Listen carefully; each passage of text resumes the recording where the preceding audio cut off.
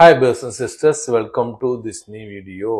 Rising சேனல்ல touch ஆன உடனே நேற்று கீழே விழுந்தது, இன்னைக்கு என்ன ஆனதுங்கிறது நம்ம பார்ப்போம் சார்ட்ல. அதே மாதிரி மண்டே என்ன ஆகலாம்ங்கிறதே பார்ப்போம். ஒரு த்ரில்லிங்கான அனலைசிஸ் இருக்கு. இன்னைக்கு ஐசிசி பேங்க் வந்து 1% அப்பு, அந்த பேங்க் மட்டும்தான் அப்பு, பாக்கி எல்லா பேங்குமே கீழே வந்திருக்கு. அதுவும் நம்ம தொடர்ந்து பார்ப்போம். ஹெவி வெயிட்டான HDFC 1.5% டவுன். காலையில கிஃப்ட் நிப்டி பிளாட்டா ட்ரேடர்னால பிளாட்னு சொல்லி டெலிகிராம்ல அப்டேட் பண்ணியிருந்தேன். சார்ட்டு போயிடலாம். இந்த 5 மினிட்ஸ்க்கு மாத்திரம்.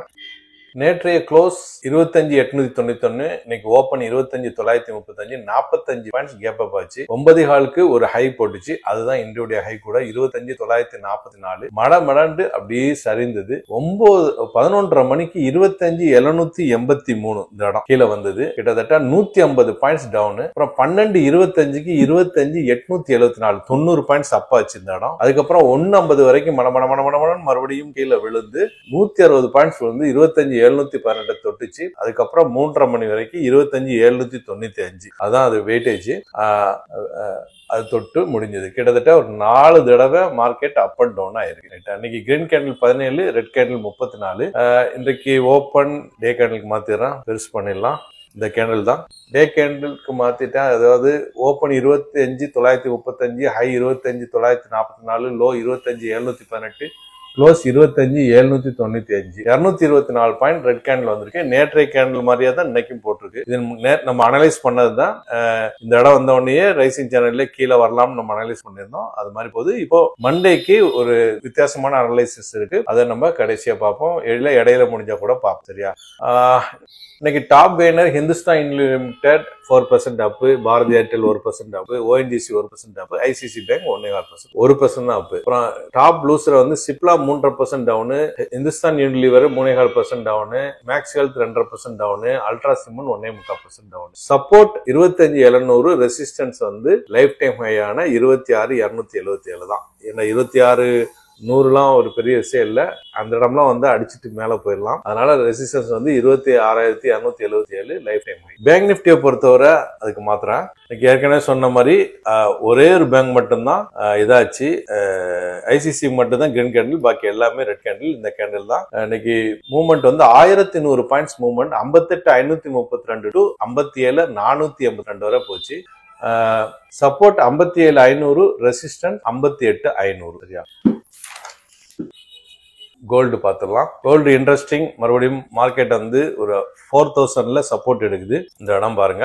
4 நாளா இந்த ஒரு கேண்டில், அடுத்த கேண்டில், அடுத்த கேண்டில், அடுத்த கேண்டில், 4 நாளா இந்த 4,000 இடத்துல சப்போர்ட் எடுக்குது. அதோடைய லைஃப் டைம் ஹை 4,381. இது வரைக்கும் 7.5% ஹைல இருந்து இறங்கி இருக்குது. சரியா?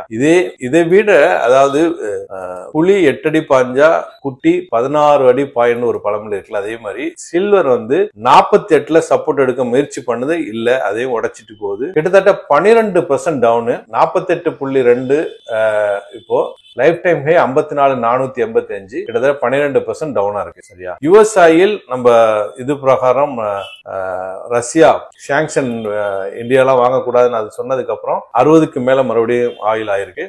பிட்காயினும் கொஞ்சம் ஏறி இருக்கு. அதாவது 1,11,050, அதோடைய லைஃப் டைம் ஹை 1,26,000 நமக்கு தெரிஞ்சதான். சரியா? குளோபல் மார்க்கெட்டை பொறுத்தவரை எல்லாமே அப்புதான், except Europe. Dow Jones 1/4% up, S&P 500 1/2% up, Nasdaq 1/4% up, இங்கிலாந்து FTSE 1/4% down, CS Italy 1/2% down, DX Germany 1/4% down, Japan Nikkei 1.5% up, Singapore ஸ்டேட் Times 1/4% up, Hong Kong Hang Seng 3/4% up, Korea Kospi பாத்தீங்கன்னா 2.5% அப்பா இருக்கு. அண்டர்லைன் பண்ணிக்கணும். அங்க வந்து ஒரு 30ஆம் தேதி ட்ரம்பும் சைனாவும் மீட் பண்ண போறாங்க. அது ஒரு சமிட் ஒன்னு இருக்கு. அதை வச்சுட்டு அது ஒரு பாசிட்டிவா APEC மீட்டிங் நடக்குது.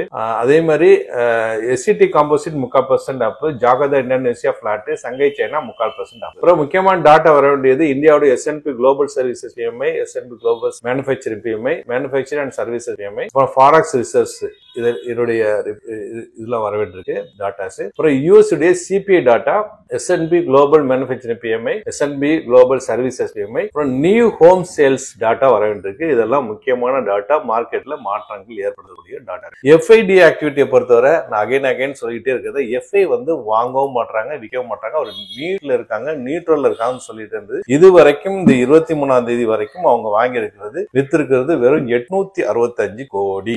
சில நியூஸ் பார்த்துட்டு நம்ம டெக்னிக்கலா என்ன நடக்குன்னு பார்க்கலாம். Trump says trade talks with Canada terminated over anti-tariff advertisement சொல்றாரு. பிபிசியில் இது வந்திருக்கு. அப்புறம் cheated and got caught. Trump accused Canada. இது நியூஸ் 18 மின்ட் இதெல்லாம் வந்திருக்கு. அது கனடாக்கும் யூஎஸ்க்கும் பிரச்சனை இருக்கு முத்திட்டு போகுதுன்னு புரிஞ்சுக்கலாம். அதே மாதிரி ரஷ்யா யூரோப்பியன் யூனியன் வந்து ஃப்ரெஷ் சாங்ஷன் போடுது ரஷ்யா மேல இந்த யுக்ரைன் வார்ல. அதே மாதிரி ஜெலன்ஸ்கி வந்து யூரோப்பியன் யூனியன் மீட் பண்றாரு மிலிட்டரி எய்ட் காண்டி. இது அல்ஜெசீரால வந்திருக்கு. அப்புறம் யூஎஸ் சைனா ட்ரேட் டாக்ஸ் வந்து மலேசியாவில் நடக்க போகுது. ட்ரம்ப் அண்டு சைனாவுடைய பிரசிடென்ட் எக்ஸையும் சவுத் கொரியால மீட் பண்ண போறாங்க. அங்க ஏபிஇசி மீட்டிங் நடக்க போகுது. APEC meeting 30th October. இது Mint, Free Press Journal and BBC இதெல்லாம் வந்திருக்கு. அப்புறம் Trump says Israel not going to do anything with the West Bank அப்படின்னு சொல்றாரு. இது டைம்ஸ் ஆஃப் இஸ்ரேல்ல வந்திருக்கு. அப்புறம் Israel blocks aid Gaza, Al Jazeera சீஸ்ஃபயர்ல வந்திருக்கு. WHO says aid situation is Gaza remain catastrophic in the Guardianல வந்திருக்கு. அதே மாதிரி vans and Rubio criticise Israel parliament vote annex west bank வந்து அவங்களுக்கு வந்து ரொம்ப அன்னீசியா இருந்ததாக வேன்ஸ் அண்ட் ரூபியோ சொல்றாப்ல. சரி, இப்ப டெக்னிக்கலா பாத்துடலாம் நம்ம. சரி, இதுதான் நம்ம முன்னாடி மார்க் பண்ணது. இது வந்து ஒரு ரைசிங் சேனல். இந்த இடத்துல மார்க்கெட் கீழே வந்தது. அதே மாதிரியே இந்த இடத்துல வரலாம்னு நம்ம நேத்து மார்க் பண்ணோம். அதே மாதிரியே கீழே வந்திருக்கு.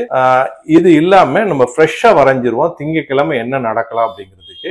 எல்லாத்தையுமே அழிச்சிட்டோம்னா நமக்கு தெரிய வரும். இப்ப புதுசா நான் ட்ரெண்ட் லைன் வரைகிறேன்.